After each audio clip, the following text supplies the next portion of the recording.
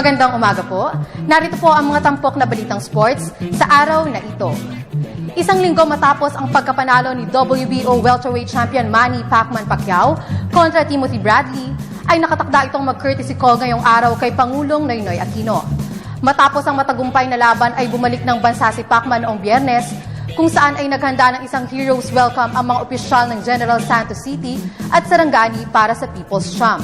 Nangako naman si Pacquiao na tutulungan niya ang mga nasalanta ng Bagyong Yolanda upang makapagtayo ang mga ito ng bahay.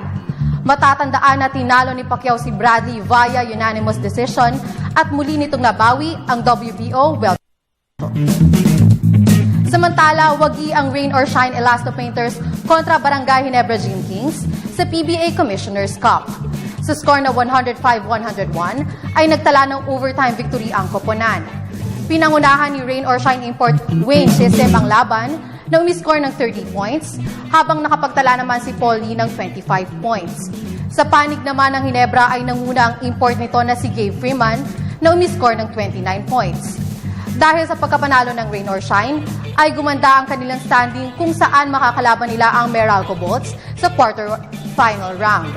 Samantala, makakaharap naman ng Ginebra ang Talk and Text na hawak ang twice-to-beat advantage kontra Gym Kings. At yan po ang mga tampok na balitang sports ngayong umaga. Ako po si Hazel Ann Salubon para sa Good Morning Boss. Balik muna sa inyo dyan sa studio. Maraming salamat sa iyo, Hazel Salubon.